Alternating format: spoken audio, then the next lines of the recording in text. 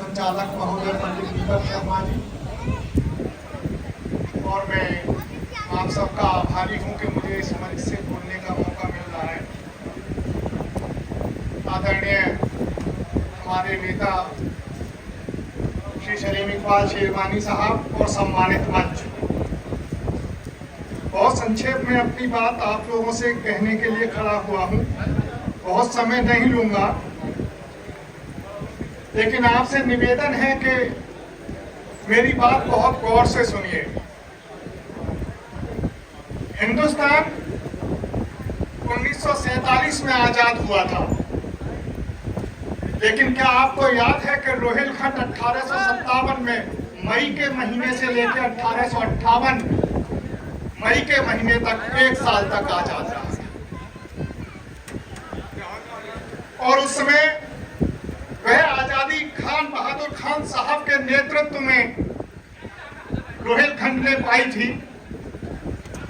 और जो लोग कमिश्नरी गए हैं, कमिश्नर साहब के ऑफिस में गए हैं, और जहां बरगद का दरख्त आप लोगों ने देखा है, 1858 में उस दरख्त पर बिना ट्रायल के न जाने कितने स्वतंत्रता संग्राम सेनानियों को फांसी के फंदे पर लटका दिया गया। एक बात और महत्वपूर्ण है,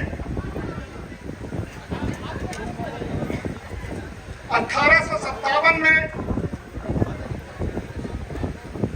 जब रोहिलखंड आजाद हुआ तो खान बहादुर खान साहब के जो प्रधानमंत्री थे, जो फाइनेंस का काम देखते थे, उनका नाम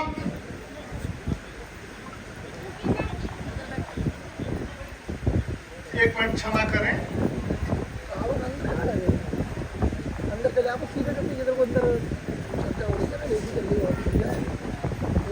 शोभा राम जी था। यानी कि मुसलमान जो थे वो यहाँ के नवाब थे और हिंदू जो थे वो यहाँ के प्रधानमंत्री थे। ये हमारी विरासत है।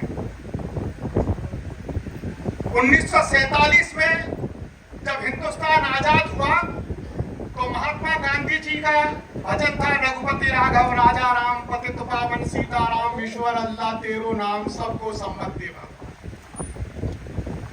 लेकिन एक विचारधारा उस समय भी थी, ये वो विचारधारा थी जिसने महात्मा गांधी को गोली मारी। लेकिन वो विचारधारा उस समय सीमित थी, संक्षिप्त थी, कम थी, तो वो सत्ता में काबिज नहीं थी।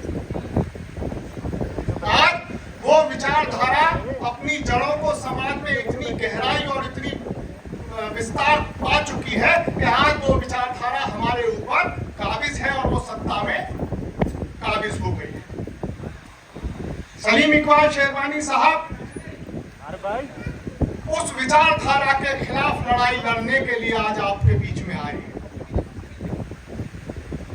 वो विचारधारा जो 1925 में पैदा हुई और धीरे धीरे बढ़ते बढ़ते आज वट वृक्ष के रूप में आ गई है।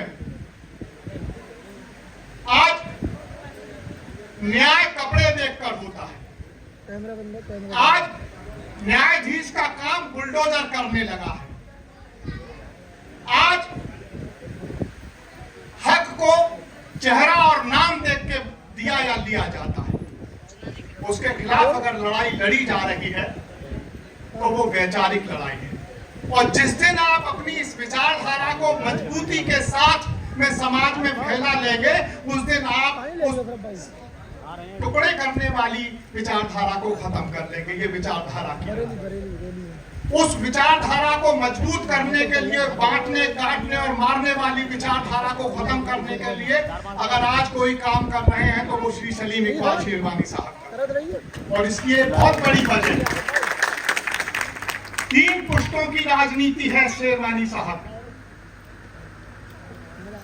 बाबा स्वतंत्रता संग्राम सेनानी थे,